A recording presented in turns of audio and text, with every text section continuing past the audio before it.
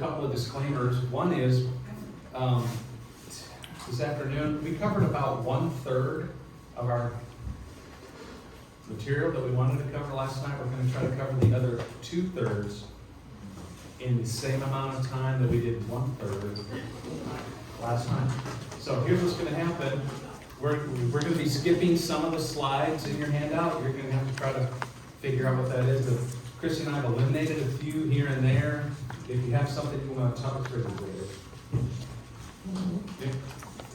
If there's something in there that we may have skipped that you thought, that looked interesting, I'd like to ask about that, then we can do that maybe during some Q&A time. We'll see how much Q&A time we have. But anyway, it's going to be a lot like taking a drink out of a fire hose. You're going to get a little in you, and you're going to get a lot on you. Okay? That's how it works. That's how it works. So our prayer, in fact, we're going to pray right now. Let's go ahead and just go to God in prayer. Father, I do pray for that one or two things that we need to hear today about parenting that you want to give us, that you brought us here to get, that it would jump out at us, that we would take it home, not forget it, that the enemy would not be able to steal it from our hearts before we even get home. Lord, but those seeds would go deep.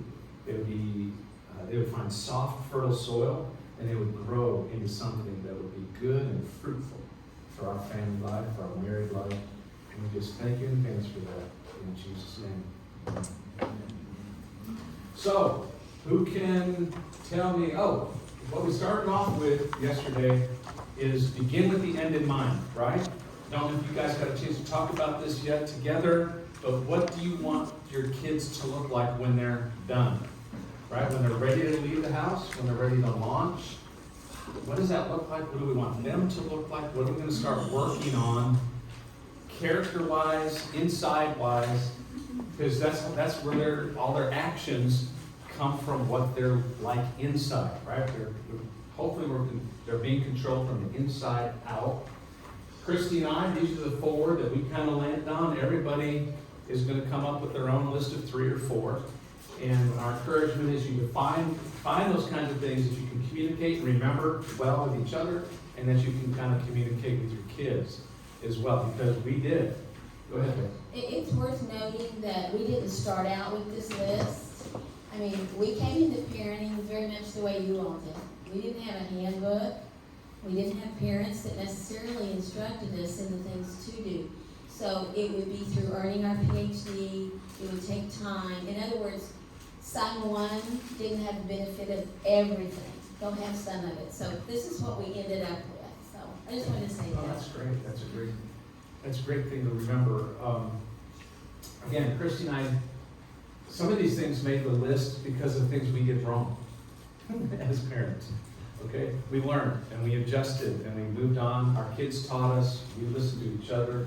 We adjusted the list and or whatever the topic was, we adjusted and moved on. Okay, the 4 B attitudes. Who remembers what the 4 B's are? Be aware. Be intentional. Be informed. That's right. And present. Be present. Be there. If you're going to be there, be there. Check in, Dad. Check in, Mom. And be there. Very good. And we talked about the trust triangle, right? The trust pyramid. The wider the foundation of a relationship, the higher the building or the pyramid of trust.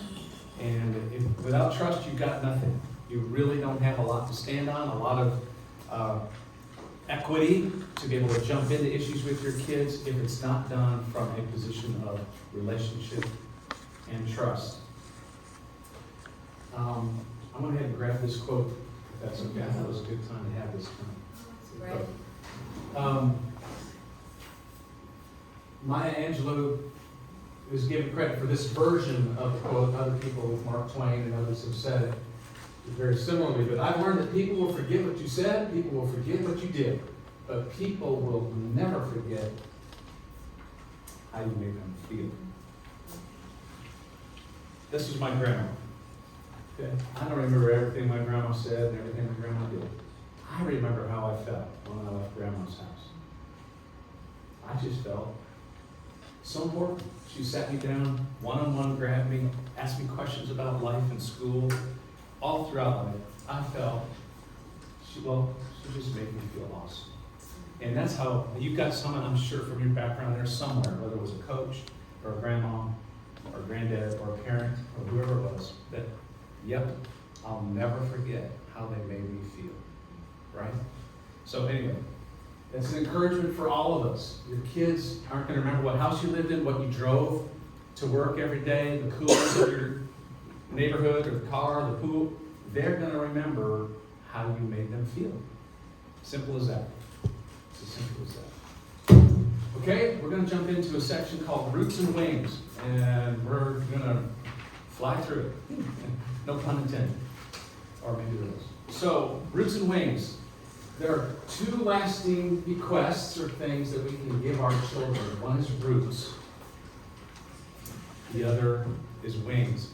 One has to do with their belongingness and their groundedness and their feeling like this is a place I want to come back to and I want to be like and emulate going forward. I belong to something bigger than just myself. I belong to a family. We talk a lot about generations. We talk a lot about family heritage. And that's what we're trying to create, right? And for us, we both have a family heritage of some faith in our family, some growing up in faith. We wanted to take it to the next level for our next generation. And we pray that our kids do it even better than we do. So, at any rate, there's groundedness and heritage that they need to have when they leave home. But there's also this need for independence. At some point, you know, at 14, 15, 16 years old, they're asking a lot of questions. Can I go to work? Can I have this friend? Can I go on a date? You're beginning to feel their wings are growing and they want some independence. How are you going to give that to them? Lovingly, caringly, under control, with coaching or counseling, right at that point? So anyway, they're going to get the independence. It's kind of, how do we help them get there? Okay? So, we talked about last time the taproot. The taproot of giving them roots is relationship. So we spent a lot of time on that. We're going to talk briefly about these other three. As far as giving them groundedness and understanding where they come from and who they are. Some training, some identity, and some security. Okay? I'm going to interrupt. Go ahead. All right. It's worth noting, you guys are familiar with tsunamis, probably in this area. We come from Oklahoma, and you wouldn't believe what can happen with a tornado. And trees especially get uprooted and blown all around. But there's a tree in Oklahoma, it's a blackjack oak, and they survive all of it. And they have really deep taproots, like this one in the middle. And I just say it because the wind comes, the wind blows, they may get all of the little flimsy branches knocked off of them. That trunk holds fast. We also have these things called Bradford pear trees. Real soft. And they just keel over with They're a little great. breath of a wind. Yeah. And so they don't have a deep taproot. And it's worth saying now because you'll hear it again and again, but I hope it's a phrase you'll remember and take away. Children do not rebel against rules. They rebel against a lack of relationship. They have relationship with us. That means so much to them. They don't want to mess it They up. don't want to defile that relationship. So anyway, just wanted to interject. I think this is yours anyway, sweetie. Oh, I need to see the rest of that. What's that? I need to see the rest of that slide. Yeah. Sermons are corrected by mere words. Okay, modeling. So, what you do speaks louder than what you say, which is a lot harder, isn't it? It's a lot easier to give speech. It's a lot easier to remind kids all the time, and then as they grow up, that's what Mike would just say, nagging. I don't need to be nagged. Your kids don't need to be nagged either.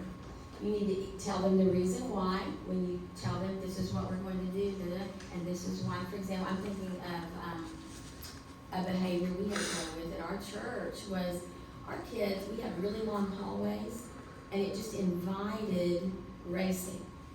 But we also have a lot of elderly people in our church that we loved and cared about greatly. And so we would give the reason why we don't run the church, we walk inside, because Mr. Smokey might be around the corner and you're gonna knock his cane out, or Miss whoever it is. So we would give the reason why. We would also model that behavior before them to a parent. All ways of life. Train towards an end result, not towards keeping rules. I just spoke to that. I think. Yeah, and I'm going to illustrate that a little bit. Okay, great. And, just again, I want to remind you, something we said last night, we didn't have the scripture up last night, but the scripture that says dads, and it really does say fathers, but it's parents in general, don't exasperate your kids so that they lose heart. In parenting, you don't want your kids to lose heart. And we mentioned it last night, the thing that will cause them, at least a couple things, for your kids to lose heart are inconsistency, either between siblings, you treated this one this way, this one this way, this one this way, or from day to day. Hey, yesterday it was okay for me to do this, all of a sudden today, it's a big deal. What the heck? What happened? Anyway, and that's what throws them off, and that's what causes them, especially if you get upset about things, for them to lose heart. So, I'm going to jump into a couple of different things. So, what we're talking about are two ways of thinking about things. Bounded set thinking and centered set thinking. We're going to talk about bounded set thinking first. These are the early years of childhood. Lots of rules. You set up a boundary, a safe boundary with plenty of rules for them to know how to act, what to do, where we go, how we do that. And they remember, when the reasoning is low, it's high rule time. So in early adolescence and early on in a child's life, it's all about, can I do this? Can I do this? Can I do this? How long can I stay up to this? How many friends can I have to this party? Whatever. It's all they want to know. Where's this at? In some degree, kids love fences. I mean, boundaries are safe places for children. You've seen the studies probably done where school will build a playground, but there's no fence around the playground at first. School opens, guess where all the kids are at? They're all in the middle, all huddled up, playing because there's streets. There's streets out here, and there's as soon as that school put up a fence around the perimeter of the playground, now the kids are leaning up against it and kicking balls into it, and there's a safety thing about boundaries that kids like and need. But at some point, they're not going to want the rules anymore. They want to know why. Why? Can I do this? Then we move to, as we are getting more and more into the counseling phase of everything, and what we call centered set thinking. We put a target in the middle, others oriented, you before me, responsibility, delays, all those things that we're aiming for, a Christ-centered life, of hearing God, listening to the Holy Spirit. Those what we put in the center, and then the decisions that are being made, we say, well, is that moving you? Is that thing you want to do, and who you want to do it with, is that moving you closer to the goal, or is that moving us farther away from the goal? So you start when they're little with, we're not going to be running in church because the others-oriented part is we have old people at church that can follow them. Is what we use. But that can turn into, we're not going to be going to that party tonight. Why? You want to take it? No. Okay. So it might be because we know there's going to be alcohol there. And we also know that no parents are going to be there. That doesn't sound safe. We love you. We love you too much. Yeah. So you won't be going to that. I'm sure which example you were taking me to. That's good. Oh, that was good. So does that make sense? Boundary set thinking. And if you think about it, this is for Bible believers. This is the Old Testament. 537 laws that we need to follow and to be okay with God. right? To New Testament, love the Father with all your heart, soul, mind, and strength, and you make as yourself. And then measure everything to that. Okay? Does that understand? Immature thinking, mature thinking. Anyway. Okay, and that's what you're training your kids toward, a more mature way to think through their situations. All right, so remember we talked about body, soul, and spirit. Remember? All the three parts of every person. So there's, as we do this training route, there's some part of training that we're helping them with their physical body, whether it's hygiene, and I don't know who we were talking about. You need deodorant. About, buddy, you need some deodorant. You're 11, and whoa, you need, mom's going to pick you up some deodorant at the store. Anyway, at some point they need to understand hygiene, basics, right? Does that make sense? Any questions on that? I mean, it's basic physical care. Soul care. It's both what's going in and what's coming out, right? So part of your parenting around soul care is who they're with, what they're watching, what they're listening to, what's on their screen, social media. I mean, you guys have got to monitor things like Christy and I never had to, right? Around availability of data and what can be seen on a screen. It's just mind-boggling. Can I jump in? I wish you would. So, as teenagers, and as their music is not like what we grew up listening to. The people who sang songs when we were in high school, you could understand the words. And I, my daughters would be playing something, and I'd say, "Is that good?" And what are they saying? I'd say, "Oh yeah, Mom, it's good." Or they'd say, "Ooh, turn that one off." So I just know that inside of every CD, there's a little printout that gives the lyrics. And now that I have, an iPhone, I can type in a song, it'll give me the lyrics.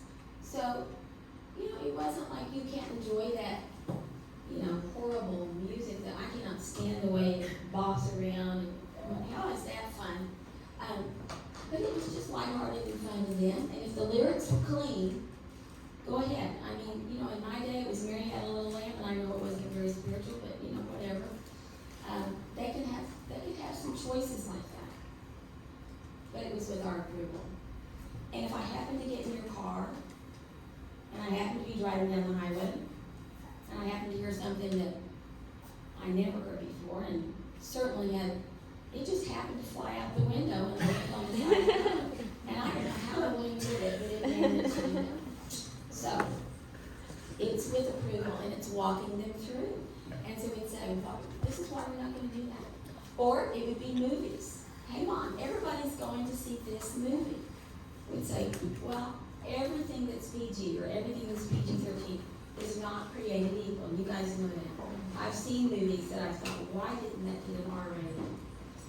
So, again, we would either look at it or we would go to, is it Plug-In? Somebody with a teenager that knows what's the name of that movie.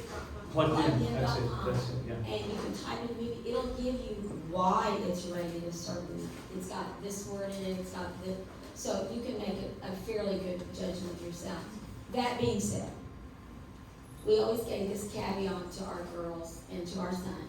If you're in a movie, you're in a situation, and you feel uncomfortable, what is that?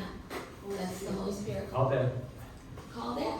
I'll come Walk get you. out. I'll come get you no matter where you're at. That's right. If you go to a party and they told you the parents were going to be there, they promised, they swore, you get there, parents were there to say hi to everybody, and then the parents left, call Dad. I will come get you.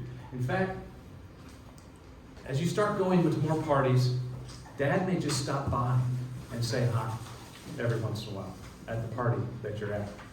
So don't be surprised if Dad shows up just to say hi when you go to a party.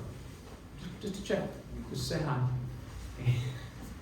I want them accountable, and I want them to be aware of the fact that what's going on, what's happening here. They said it was going to be one way. We knew the people that were having it. They're good folks. But wait a minute, this wasn't what was advertised. Call Dad. Yeah. And come get me, please. And you will not get in trouble for that. No. It will go well for you. if you do that. Now, if we find out 2 days later from somebody else, yeah, there were no parents there, your world just became a lot smaller, and now you're gonna live like a second grader for a while. Because second graders don't go to parties, and second graders don't have the privileges you do, and that's okay. We need to practice a little bit more. And then, of course, we're training spiritual stuff to the degree that we can.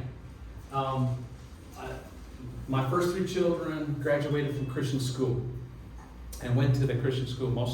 That's what we felt. We did some homeschooling in there. We did some private schooling in there, here and there. But my first 3 all graduated from a Christian school and loved it and did great, thrived very well. And we loved the administration there and partnered with them really well. For whatever reason, my baby, when she came through her grade, there were some awful kids in her grade. She got bullied like you wouldn't believe at this Christian school. And I went to the administration, we talked about it. Oh, we're so sorry. We'll talk to the parents of these whatevers. And it got better for about 3 weeks. And then it went right back to some really ugly. My daughter, my baby Addie, she was so individual. She was so comfortable in her skin. She would wear kids' high tops and whatever, baggy jeans and whatever suited her. She was loved, whatever. Well, that's not what the rest of the girls were wearing at the school.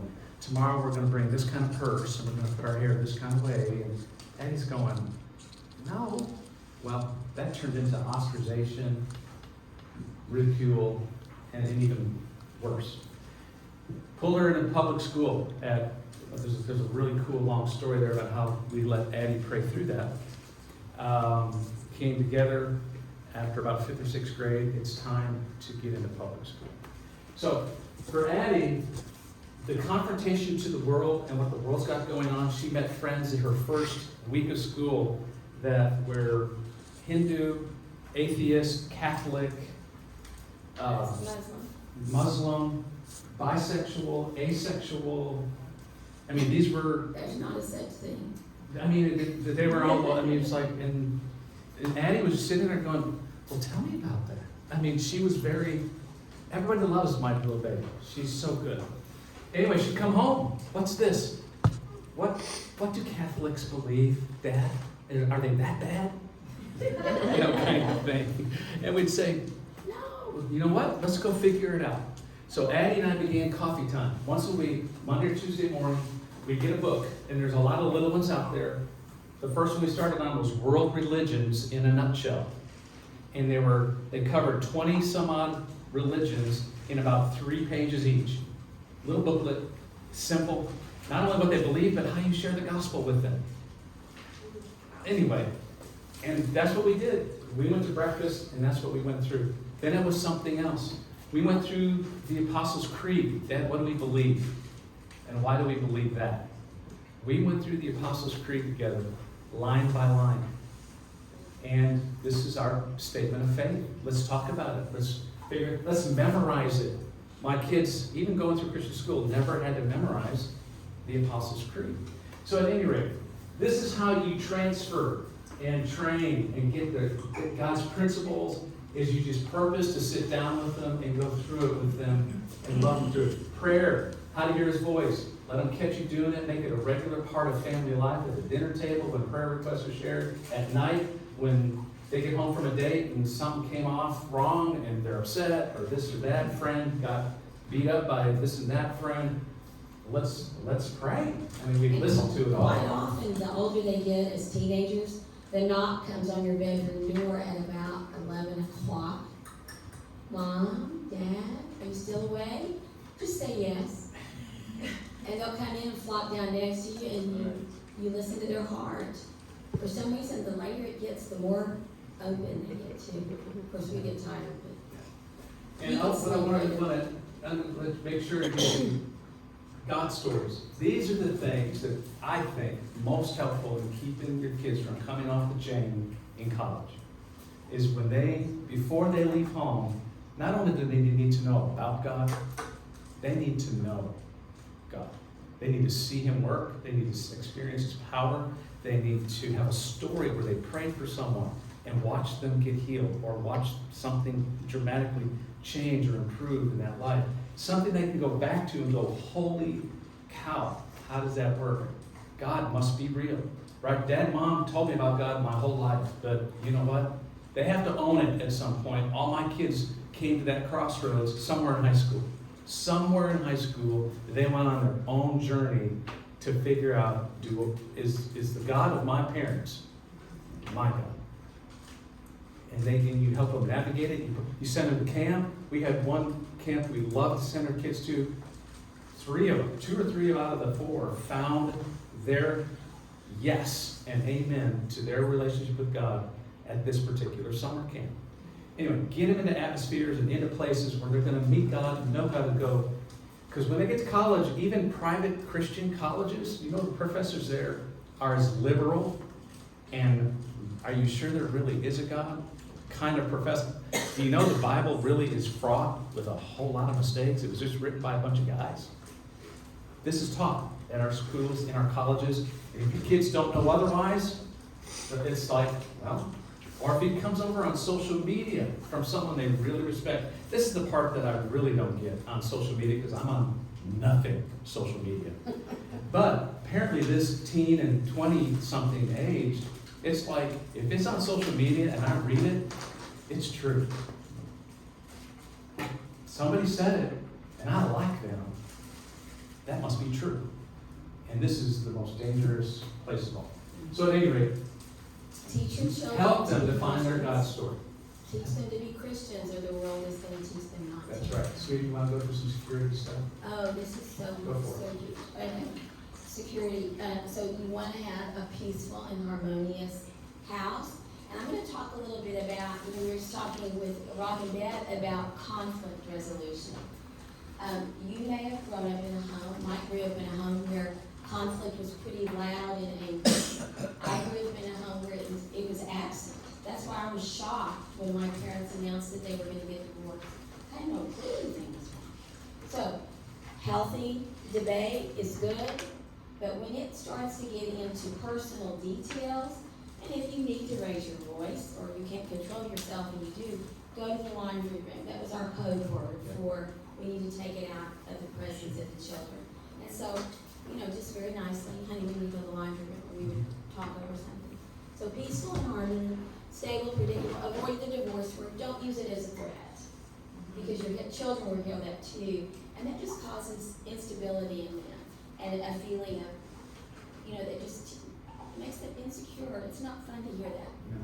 All right, emotionally safe. My children can tell me anything. Especially when they're going out into a school setting or they're leaving home and they're getting out in the world more. They're going to encounter things, they're going to be told things, they're going to have questions. And they might be embarrassed to ask you about them unless you can try to begin building in them. There's nothing you can't ask me, honey. You can ask me anything. And here's one better. I may not know the answer, but I promise you, I will research and I'll find out the truth. I will do that. Your 11-year-old little girlfriend may think she knows the truth, but I'm going to find out the truth. I will research it for you. Yeah. Emotionally safe, free of abuse, verbal and physical. I think they're equally as damaging, verbal and physical abuse, to the child, certainly. But let me just say this: if you are verbally or physically abusing your spouse, it's just like hitting your child. You might as well be doing it to them. It's going to have the same repercussions, the same effects on them. So, just get to the counseling session. That's kind of the root of security, right? Part of making your house feel like a secure, safe place that they want to come back to, call home, and emulate for themselves in the future. One more thing, I've got to say this, it's important. I meet too many women in young marriages who complain about their husband, the mother's calling them all the time to download everything's going on. I'm going, what? Now, he was always her counselor. She would complain to him about dad, or vice versa. Don't use your children like that. I think it's abusive. They were not meant to carry adult-weighted troubles and concerns, and that is not turning them into your best friend. Save that for your girlfriend, or go find a counselor, and go get somebody else. Children were not made for that. So let them be children. Very good. Okay, one more root, and that's the root of identity. So Christy and I spent some time, again, this over, by the time our son, I think we had this kind of pulled together by the time he was 10. You know? So we spent some time on this. In fact, it was probably, he was 8 before we ever heard of this. But we thought, this is a great idea. We need a vision for our family that we can put in writing, have in front of us. So we started working on, Christy and I did, our family purpose. Why is our family on this earth? And why is our family any different than that family? What has God got going on in our family that's unique, that we can call ourselves up to say, that's us, that's what we're about. For the Adeles, it was to build the kingdom by sowing and growing relationships with God, family, and others. Our kids saw families in our house a lot, couples in our house a lot, groups of couples. We were constantly sowing and encouraging others. We were always about family first, friends second. I mean, we may have more stories about that later, but at any rate, the family unit was like prime. These are the kids, these are the people you're going to grow up and be around the rest of your life. That friend in school in 6th grade, she will not be your friend in 2 years. If she is, she'll be gone by high school. Anyway, those are not forever relationships, and they don't trump the relationship with your brother and sister. Brother and sister, if we see things getting janky and bad between siblings, all friend time goes away until we can figure out how to be friends with each other. It's just the way it works. Anyway, family motto. This is how we model our behavior. All my kids grew up knowing this by heart. If you ask them today at age 36, they will tell you, what's our family motto? You before me, Philippians 2:3. That was the little jingle thing we gave them, but it was that others-oriented part of what we really wanted to catch a hold of them. And on one family night, we had them all drop a poster of you before me. And we just, anytime and every opportunity we had to drill home you before me, we did. So it's something to rally around. Christy would load the kids into the van and they're all scrambling for the best seat in the van. Mom would say from the front seat, you before me. And to see who would give up this whatever prime back seat for whatever seat, right? Well, and they really liken to this, and I would see somebody saying, "Oh, you go first," because then that child would usually get my praise, and they liked that. There you go. Family values. Christy and I had 12 that we worked up and put. If you go to our house today, they're framed, they're on the wall, right next to our motto and our vision. By our front door, by the doorposts of our house, you will see these two plaques. And amongst them, I just gave you a little dabble of our family values. Hard work. I mean, we talked about jobs and work and God's reward for hard labor and just how that works out. Respecting our elders, no matter if at school, at home, and family, at church. Just respect around how we deal with elders. Family unity, we already talked about family first and family unity being so critical. Financial freedom, we talked openly about finances and what happens when you get into debt and how you need to live within your means and how God can use your finances so much better when you're not overextended. You actually are tithing and you have money to give away and to share and to offer to other people, right? These were all family values that we talked about. Now and then, once or twice a year, that plaque would come off the wall after dinner, and we would just kind of walk back through. And then, folks, and family traditions. Wow, I don't know what I can say about that. Christy's got all kinds of them. You name a holiday season or an event, and Christy, she already told you about Halloween and kind of the fun stuff we do around that. But we've got traditions around Christmas and Thanksgiving and other times of year too. So if you need any ideas, tap Christy. She's all about it. But that's, again, part of what brings them back and what they emulate. They're seeing our kids create their own family traditions now with their kids. It's awesome. Okay, does that make sense?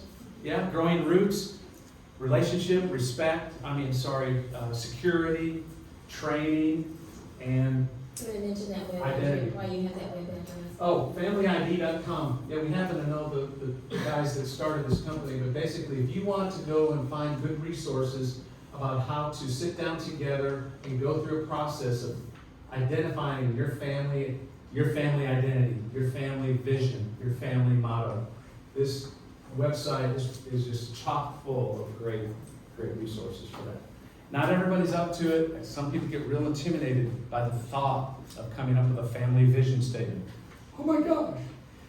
But you know what? It was Christy and I going away for a night or two at a hotel and sitting down together and saying, let's just start thinking about words. Not unlike what Rock just did, in his previous session. Let's come up with some words for what we want our family to look like and what we think.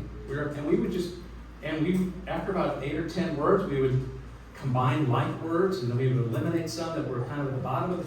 And anyway, we ended up with 2 or 3 key words that ended up in a statement. And it's really what it was, and it's what we gathered around. Don't make it super long. The shorter you can make it, the better. Anyway, don't be intimidated by it. There's good help out there for you, and I highly recommend it as a centering point around who you are, so your kids know, what are we doing, and what's this all about? It helps guide the decisions you make with your It's finances. a filter. and your It's a filter for future decisions. It really is. Okay? Don't want to major on that, freak anybody out too. So that's growing roots. Any questions over that kind of little part of giving your kids good roots to come back to and feel grounded with? Yeah. On your vision, motto, values, and traditions, were your kids involved in that decision making at all or no? Not as much. There were 10 or under. Now, they were heavily involved in us reviewing them with them and make sure that they were, they kind of jived, they got it. But otherwise, no, it was like Mom and I prayed, we went away, we came up with this list, this is what we believe our family is about, and we presented it to them for feedback. I don't know that you couldn't have some good. Sure. Especially if you do it now and they're a little older. Especially at the beginning of the big gathering of the words, you guys hone it to what's really catchy and that you can hang on to and remember. Because I get it, kids remember a lot better things than they have to. Let me tell you where we got a lot of feedback. One place to get feedback from your kids, we've got a form, I don't know if we have a copy with us, but once or so a year, and we did this for 2, 3, 4 years. Again, we didn't do it for 18 years or 22 years. We wish we had, but it was basically an assessment form of mom and dad's performance. We basically came up with a 1 or 2 page sheet that asked to grade us on a scale from 1 to 5 in this area. Here's a question. How do you feel about this and how this is going at home and how mom or dad are doing this part of life? Here, just take this blank part at the bottom. What could go better? What would you like to see done better by mom and dad? And we had We got great feedback. You don't want perfect feedback or it's not helpful, is it? Right? And even as a teacher, I wouldn't want, if students answered every question, I wouldn't know where my weak spots were in what I was teaching, right? So it was very helpful. Hurt a little bit, but it was good to hear. And we didn't even discuss it. We just said, fill it out, give it to us. We're going to pray about this, and we want to do the best we can. So. I remember one of the feedback items, especially I remember my baby did this, Addie, when she came up to, it was like, I wish that I had more time one-on-one with Dad. And it was like, okay, wow, I thought I was doing some out of the way. She was our last one at home. Eventually, she was the last one at home. But this is back when she had still 1 or 2 siblings at home with her. And it's like, okay, she's feeling lost in the crowd a little bit. All right, I'm going to get it on my calendar, and we're going to purpose to do this better, right? So we're glad we asked. Totally got it. All right, so that's anything else on roots? Just giving your family good roots, and your kids good roots about who they are, where they belong, what they're about. Okay. Then we're going to move on to some independence things, giving them wings. I'll go through it. You jump in like you've done. You go through it and I'll interrupt. There you go. All right, giving them wings. This is the independence part of helping your kids gain their independence and their wings. Oh, this is yours. Go ahead. Oh, this is great. Let them own their problems. Don't solve their problems for me. This is fun once you get a hold of this. So let's take relationships. They're not getting along with a certain girl at school. It's like it's your daughter and another girl. Oh, she's just being so hateful to your mom. Let's pretend she's 13. And you go, oh, tell me about that. Well, what do you think you could do? We'll listen to all this, and then I'll say, well, do you need any suggestions? Yes, I would like some, Mom, please. And then I'll offer a couple things. Well, you could try not sitting with her at lunch. You could try sitting with so-and-so. Or you could try whatever would come to mind, because I'm an adult and I have really good ideas. So but the whole idea is I didn't solve the problem. I listened first, and then I would ask, do you need some help with that? Would you like some suggestions? Yeah. And then I would offer that. But I let her own it herself. On schoolwork, our last one, our baby, my goodness, she was smart. She got through college in 3 years. She got her master's in 1. And this is the child that was never asked, is your homework done? It took us 4 kids to realize that if they would get to school and the homework was not done, they would get a failure right. They would bring that home, or we would see it on a report card, and they would lose some privileges because it would be related to their grades.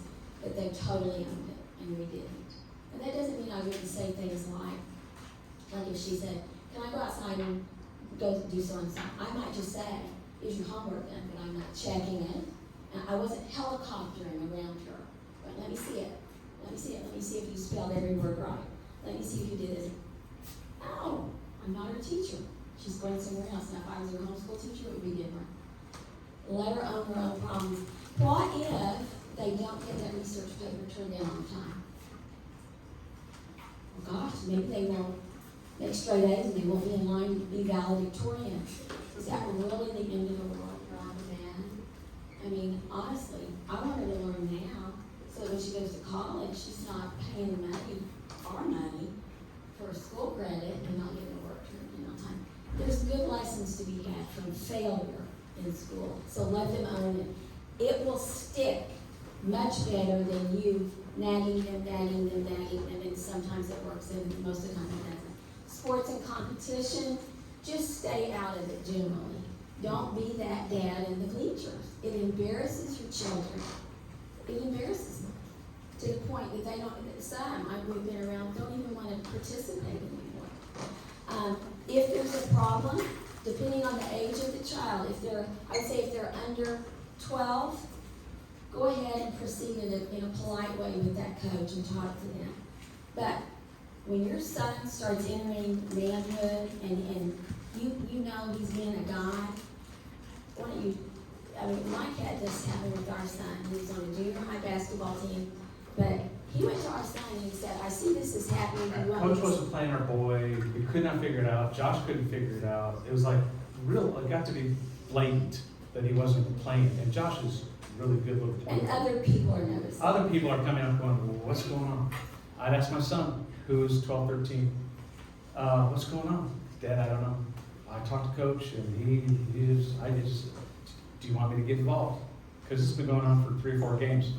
He goes, no, Dad, I'll take care of it. And it went on for another couple games. My son's come home super dejected, throwing his gym bag across the room, cussing, mad. And it's like, are you ready for me to get involved now? Yeah, whatever. Okay, call the principal. We need a meeting. Something's happening. This isn't right. Again, it's a Christian school. They want to make sure everything's good too. Call the coach in. Christian and I went up, sat with the principal and the coach. We talked it through. Coach had a totally different perspective of what Josh's attitude, he thought Josh's attitude was about something. He got crossways with my son. My son didn't even know they were crossways. Didn't talk to it with my son. Coach left totally humbled, apologetic. I'm going to address that with Josh today. They did, and Never had that issue again. So, anyway, but I asked permission. You did, you To get treated him involved. like the man he was becoming. Prepare the child for the road, not the road for the child. Okay. Right? That's the thing. Okay, we're gonna go, and I mean, we were gonna like jump. Christy, I've already talked about how to launch your kids well around God life, right? We had some suggestions there. Christy had some around friends and relationships, guiding them through good friendships, good relationships. The proverb says that wise people walk with wise people. We're gonna spend some time on dating, I hope. If we have time, we'll see. Earning things. We talked about this yesterday. Let your kids earn things. That's part of delayed gratification. Hey, hey mommy, can I have this? No, but I've got some leaves in the backyard that need breaking. And anyway, let them earn things. Modesty. Wow, I don't even know where to go with modesty, especially on an island. I don't know where to go with know, modesty. you guys may have to chime in if you want to. We basically said, leave some room for the imagination. Right? I mean, you can look beautiful, you can look stunning, but you don't have to show everything. You know, let there be some mystery to your body before you get married. I mean, your husband doesn't need to know every detail. And maybe every man out there doesn't need to know every detail either. In fact, our son came up with a great little one-liner that he shared with his sisters. He said, give a brother a break. It's a hard world out there for guys. And our son would learn from a skill with his eyes. Yeah, we did the bouncing eyes yesterday. In fact, my girls, when I got old enough to shop for clothes with Christy, and boy, we could give stories about when our kids get to the age where we just quit going shopping with them. They're 16, 17, here's $200 for beginning of school clothes. And you can spend it on 2 things, or you can spend it on 22 things to wear for school. Up to you. Anyway, they'd bring stuff home, and they'd show, hey Dad, look, Mom, and we'd say, show your brother. If brother approves, you're in. And they would go, okay. And they'd go to Josh, and he'd say, okay, sit down, cross your legs, bend over. I mean, this is Big Brother doing this. And he'd say, Here's a good reason. They had a great relationship. oh, they did. We've said that over and over and over. Great relationship. And he was very And protective. if they got thumbs up from brother, they were good. If brother said, nah, I'm not feeling it, I don't like it. I mean, he was tougher than Dad. It was good. It was good. Anyway, modesty can also be about speech, right, and about your words. And teaching your kids modest words around just being kind with their words around people. Anyway. You before me. We talked a little bit about technology and media. Is there a rule about cell phones and how old you should be before you get a phone? I get that question a lot. No, but put it off as long as you can. They don't, I mean, when do they really need a cell phone that has data availability? Okay, at some point they go driving and they get their driver's license and they're out and about and they get in, you can have issues and you need to call home. Okay, I kind of get that. 16, 17, let's start talking about a phone. And what that looks like and how we're going to manage that and what that data plan, whatever that looks like. But honestly, before that time, here's an iPad, you want to play little games that are on your phone? Whatever. Please put that screen thing off as long as you can. But all my friends, Well, Adele's don't. yeah, Adele's do Adele's don't do that. They do it. That's part of bringing them back to values And your identity. and their identity. So we don't always do the same things other people do. Yeah. I'm sorry if I stepped on any toes, but anyway, that was Mike and Christy on that one. Finances and tithing, there's going to be a day when your kids need to understand finances. Sit down with them. Start looking at checkbooks or whatever you guys do now when you balance things out at the end of the month, whatever that is. Okay? Budgets. Show your kids how expensive it is to live. I mean, we're talking 13, 14, 15, 16. When they read that level of reasoning is there and they really don't get it, at some point, they need to know, what are we spending? How much does Dad make? I give them a rough number, take home, and we just talk about where it all goes. And, I mean, they've gotta get their arms around this at some point. You'll know when it's time, and when they're old enough to kind of get it. But we talk about tithing and offering and saving, right? What do you guys teach on finances? Save 10%, tithe 10%, and put the rest just for spending, right? Save 10, tithe 10, spend the rest, kind of thing. Those kinds of principles that you can start having those soon and early. They need to know some basic life care stuff. If your kids aren't already at 13, 14, learning how to cook a meal of some kind, doing laundry, doing their own laundry, this kind of thing, they're gonna leave the house one day. Those kind of things can start in elementary school. Yeah. They don't have to wait until No. junior and senior. No. Start them early. Car care, right? Change the tires, whatever. We know someone you want that can teach your child how to change a tire. I don't know if we know where to dispose of the old ones yet. But anyway. It's joke. But the point is, I remember my daughter when she had remember when I'll match your funds on a car? When we talked about that? Well, she bought a car that was not the most expensive car, and it had a little bit of issues there. It was a good little Honda. Well, the battery died out. And the dad, and so we learned how to jump a car and get jumper cables out. And I said, here you go. I explained it, and I said, now you do. And they've got to learn this stuff. They've got to learn it. You be the one to teach them. You be the one to show them. In fact, that same daughter, my car went dead one day, and I said, oh, I need to call Dad. And she said, no, I got this. And she pulled her car up next to me driving, and I really didn't. I said, are you sure? Don't shock yourself. She said, Mom, I just did this with Dad. And she did it, and I took a picture and sent it. It was fun. Self-expression. This, again, we talked about this yesterday a little bit. What if they want to get a body piercing? What if they want a mohawk haircut? What if they want to, whatever. Tattoo, yeah. These are things you're going to have to work through, kind of decide, okay, is this a deal? I mean, how really important? I mean, our girls got their ears pierced at 12, 13. Listen, everybody's different. Everybody's different. And Yeah. One of Christy's things was, one of her entry into womanhood things was basically when they. I just put it off, guys. Yeah. I just put it off. You can do what you want. People get on pierced window babies. That's fine. I just, they never ask, and I thought, okay, we'll do that when they become a woman. When that happens, you can shave your legs. You can get your ears pierced. Kind of made it a little more palatable because it's not an easy thing. So we just made it something to look forward to and celebrate. Okay. And if they wanted more than one hole in each ear, they waited till after. Yeah, that goes, you do that in college. And I've got one with about 6 over here, a nose ring, and And she's adorable. and she's pretty cute. Anyway, but she did that on her own. It's her decision, and she found a husband with all that, and We love way her. to go.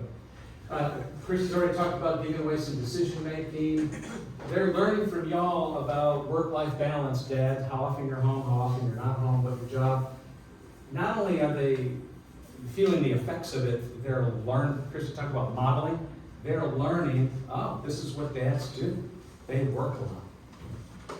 Well, wait a minute. That may not be the lesson we want to pass down here, right? So anyway, teach them, walk them through work-life balance. And we did talk about pornography some too. I don't know if there's any other questions from that, but it happens soon. There's books out there to help them walk through your boys and kids. Or something that we're going to reference. That's coming up later in dating if we get to that. It has some books that are helpful, Okay. about talking to, about that with children and young. All right, so launching well, wings. Any questions on wings and launching well? Anything? What do you think? Very self-explanatory, kind of got it. I wish the people on Zoom could ask questions. Okay. Do we want to stand up and kind of work out a couple kinks? Do we need a It's been an second? hour. We can kind of just stand up and stretch.